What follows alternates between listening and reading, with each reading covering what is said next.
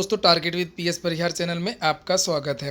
सुबह की इस वीडियो में ऐसी सूचनाएं होती हैं जो विभिन्न समाचार पत्रों पर छपी होती हैं और विद्यार्थियों के लिए आवश्यक होती हैं। तो आइए शुरू करते हैं और देख लेते हैं कि आज के समाचार पत्रों में ऐसी कौन कौन सी सूचनाएं हैं। तो वीडियो को जल्दी से लाइक कर दें, शेयर कर दें। जिन छात्रों ने चैनल को अभी भी सब्सक्राइब ना किया हो, जल्दी से सब्सक्राइब कर लें ताकि आप लोगों को भी इसी तरीके की ऑथेंटिक अपडेट सबसे पहले मिलती रहे। आगे बढ़ने से पहले एक और सूचना है कि अगर आप लोग उत्तर प्रदेश अधीनस्थ सेवा चयन आयोग की परीक्षा पीईटी की तैयारी कर रहे हैं तो एग्जामपुर यूट्यूब चैनल पर संजीवनी बैच लॉन्च हो गया है। 60 दिन का ये कोर्स है। पीडीएफ फाइल मिलेगी, 8 घंटे की क्लासेस रोज चलेंगी, डाउट सेशन भी होगा और ये पूरी क्लासेस जो है वो एग्जामपुर के ऑफिशियल ऐप पर चलेंगी, जिसकी लिंक मैंने डिस्क्रिप्शन बॉक्स में दे दी है। वहाँ से आप लोग इन क्लासों में भाग ले सकते हैं। चलिए शुरू करते हैं। और सबसे पहले सूचना है टीजीटी पीजीटी 2021 के बारे में। सबसे पहले एक बात और बता दूं कि आप लोग वीडियो को पूरा देखने की कोशिश किया करें ताकि कोई भी सूचना आपसे छूटने ना पाए। टीजीटी पीजीटी के बारे में बहुत सारे समाचार पत्रों में अलग अलग जानकारियां कल दी गई, उसको लेकर के विद्यार्थियों में भ्रम की स्थिति हो गई है। किसी समाचार पत्र में ये बताया गया है कि 7 से 8 महीने लगेंगे और सुप्रीम कोर्ट को प्रस्ताव बना करके भेजा जा रहा है कि आखिरकार भर्ती क्यों लेट हो रही है और क्यों लेट होगी। वहीं पर कुछ समाचार पत्रों में ये जानकारी दी गई है कि अगस्त में ये परीक्षा होगी, लेकिन चयन बोर्ड ने आधिकारिक तौर से अपनी वेबसाइट में ये समाचार पत्र के माध्यम से ये जानकारी नहीं दी है कि किन तारीखों से परीक्षाएं शुरू हो जाएंगी। विद्यार्थियों को ये आरोप है कि चयन बोर्ड से इस तरीके की भ्रामक सूचनाएं दी जाती हैं।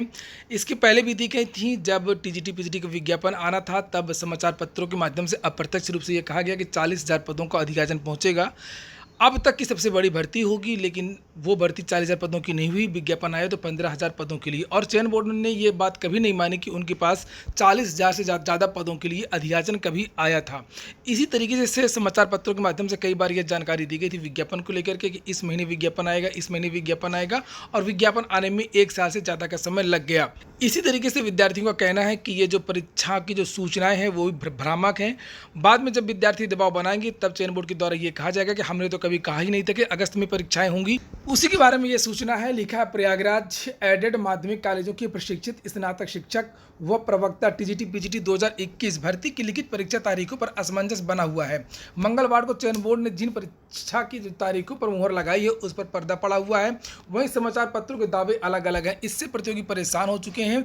वे चयन बोर्ड से तारीख स्पष्ट करने की मांग कर रहे हैं। वहीं उप सचिव का कहना है कि वेबसाइट पर जारी तारीखों पर ही परीक्षा होगी, इसकी तैयारियां चल रही हैं, पूरा होते ही सूचना सार्वजनिक कर दी जाएगी। तो जो भी सूचना है वो ऑथेंटिक नहीं है कि किस महीने परीक्षा होगी, और ये मैंने पहले ही आप लोगों को बता दिया था कि अभी परीक्षाओं की कोई भी जो तिथि है वो निर्धारित नहीं हुई है मीटिंग में।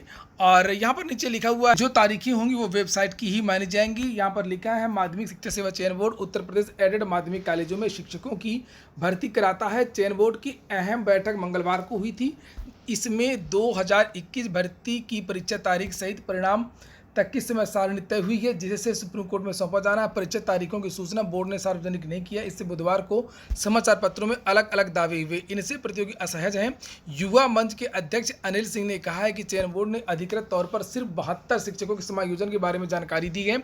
इसके अलावा परीक्षा तारीख से लेकर के अन्य तमाम लंबित मामलों पर क्या निर्णय हुआ ये स्पष्ट नहीं है। युवाओं में भ्रम की स्थिति उत्पन्न हो गई है। लिखा हुआ कि ऐसा पहले भी होता रहा है। यहाँ पर लिखा कि मीडिया में छपी खबरों पर चयन बोर्ड हमेशा मौन रहा है। आंदोलन के दबाव में वार्ता के दौरान अध्यक्ष ने मीडिया की खबरों से आमतौर पर किनारा कर लिया। कहा कि दावा किया गया था कि करीब 40,000 पदों के लिए अधियाचन मिला है, लेकिन चयन बोर्ड ने इसे स्वीकार नहीं किया और बाद में भारी कटौती के करके महज 15,198 पदों का विज्ञापन जारी किया गया। इसी तरह तदर शिक्षकों के बारे में चयन बोर्ड स्थिति स्पष्ट नहीं कर रहा है। उन्होंने चेतावनी दी है कि यदि 48 घंटे में चयन बोर्ड ने लंबित सवालों की जानकारी वेबसाइट के माध्यम से घोषित नहीं की तो 20 जून के बाद आंदोलन तेज कर दिया जाएगा। तो विद्यार्थी लगातार दबाव बना रहे हैं टीजीटी और पीजीटी की परीक्षा तारीखों को लेकर के, और विद्यार्थी चयन बोर्ड का जो खेल है वो समझते हैं। मीडिया के माध्यम से अप्रत्यक्ष रूप से इसी तरीके से तारीखों का ऐलान, तो कभी भी विज्ञापन की जो डेट होती है उसका ऐलान, कभी पदों की संख्या का ऐलान अप्रत्यक्ष रूप से किया जाता रहा समय समय पर, ताकि विद्यार्थियों का जो आंदोलन है वो तेज ना होने पाए। अगली सूचना है डीएलएड बीटीसी के बारे में। बहुत सारी सूचना है। पहली सूचना तो ये है कि जो डीएलएड के जो आवेदन हैं वो कब से होंगे, कब परिणाम आएगा, कब सूची जारी होगी, इसके बारे में विस्तृत समय सारणी जारी कर दी गई है। और यहाँ पर देखिए लिखा हुआ है कि डीएलएड प्रशिक्षण 2021 में ऑनलाइन रजिस्ट्रेशन 20 जुलाई से शुरू हो जाएंगे। और वहीं पर डीएलएड की कुछ और भी सूचनाएं हैं कि परीक्षा नियामक पर डीएलएड के जो प्रशिक्षु हैं 2019 के, वो प्रमोशन के लिए आज धरना देंगे। लिखा है डीएलएड 2019 संयुक्त मोर्चा की ओर से डीएलएड 2019 तीसरे बैच के प्रशिक्षुओं को प्रमोट करने की मांग को लेकर अजय यादव के नेतृत्व में बुधवार को भी अनशन जारी रहा। अनशनकारियों ने नए सत्र प्रमोट करने की मांग को लेकर के 17 जून को सचिव परीक्षा नियामक प्राधिकारी कार्यालय पर धरना प्रदर्शन किया जाएगा। संयुक्त मोर्चा के गिरिराज सिंह, बहुत सारे विद्यार्थियों का यहां पर नाम लिखा हुआ है कि अब समय कम है और प्रशिक्षुओं को प्रमोट करना ही एक विकल्प बचा है, और इस तरह से आज विद्यार्थी धरना देंगे और ज्ञापन भी देंगे। विद्यार्थियों का कहना है कि ऐसे में सचिव परीक्षा नियामक प्राधिकारी निदेशक SCERT को प्रमोट करने का प्रस्ताव भेजें। एक और सूचना है डीएलएड की है, लिखा डायट प्राचार्य डीएलएड प्रशिक्षण के अंक भेजें। सचिव परीक्षा नियामक प्राधिकारी ने प्रदेश के सभी डायट प्राचार्य एवं निजी डीएलएड संस्थान को पत्र भेज करके डीएलएड प्रशिक्षण 2019 द्वितीय सेमेस्टर एवं सत्र 2018 प्रथम, द्वितीय, तृतीय व चतुर्थ सेमेस्टर परीक्षा वर्ष 2020 एवं 2021 के आंतरिक मूल्यांकन के अंक ऑनलाइन भेजने का निर्देश दिया है। सचिव की ओर से अंक भेजने के लिए वेबसाइट 21 से लेकर के 27 जून के बीच में खोली जाएगी। अगली सूचना है जूनियर टीटी पास करने वालों के लिए कोई भर्ती नहीं है, और ये वास्तव में बात सही है कि काफ़ी दिनों से जूनियर जो टीटी विद्यार्थी पास हैं उन विद्यार्थियों के लिए कोई भर्ती नहीं आई है। एक छोटी सी भर्ती आई थी एडेड जूनियर विद्यालयों की, लेकिन वो भर्ती की जो परीक्षा कब होगी इसके बारे में भी कोई जानकारी नहीं दी जा रही है। लिखा है कि बेसिक शिक्षा विभाग की ओर से प्रदेश के परिषदीय विद्यालयों में 2011 में टीटी शुरू होने के बाद कोई भर्ती नहीं की गई है। सरकार की ओर से एडेड जूनियर हाई स्कूलों में भर्ती के लिए 18 से 94 पदों की घोषणा तो हुई, लेकिन परीक्षा आज तक यहाँ पर लिखा है, लेकिन परीक्षा आज तक भर्ती नहीं हो सकी। 2011 में टीईटी पास करने वाले अभ्यर्थियों को टीईटी पात्रता भी इस बीच खत्म हो गई। अब प्रदेश सरकार की ओर से टीईटी को आजीवन मान करने के बाद में जूनियर टीईटी पास अभ्यर्थियों ने बेसिक शिक्षा परिषद की ओर से नई शिक्षक भर्ती घोषित करने की मांग उठाई है।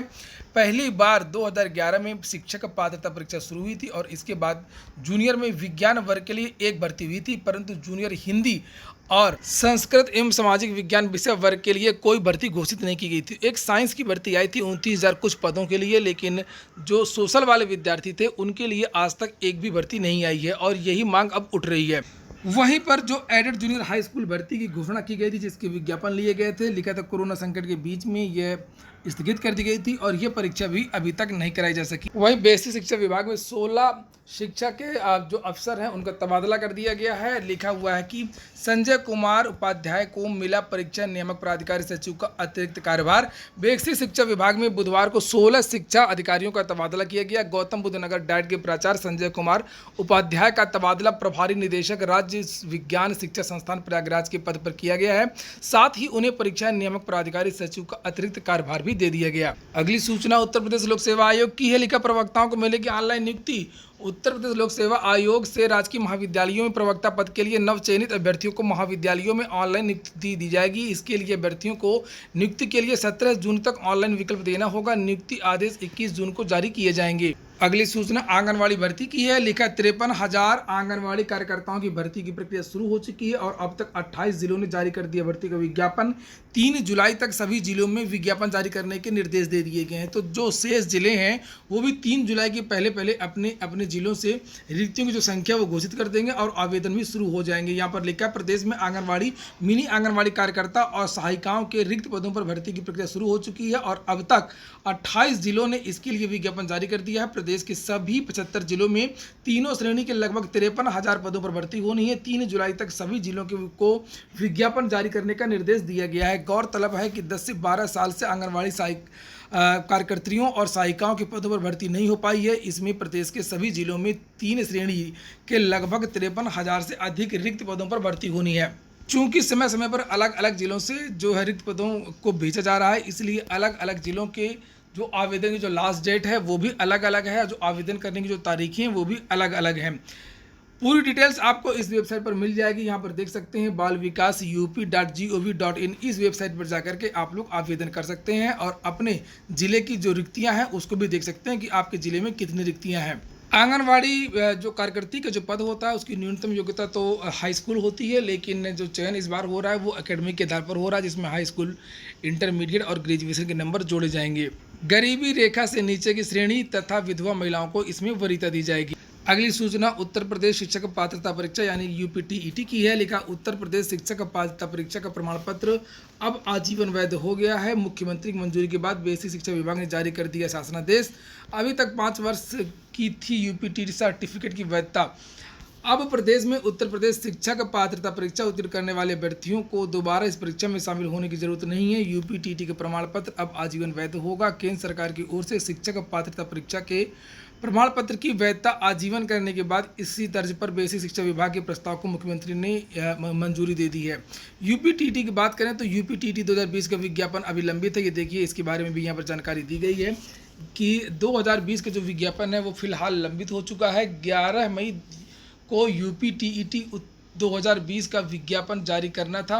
18 मई से आवेदन का शासनादेश था, लेकिन दूसरी लहर के कारण प्रक्रिया स्थगित कर दी गई। कुछ दिन पहले परीक्षा नियामक प्राधिकारी ने फिर से प्रस्ताव भेज दिया है। मैंने इसके बारे में जानकारी दी थी आपको, लेकिन शासन ने अभी तक इसकी मंजूरी नहीं दी है।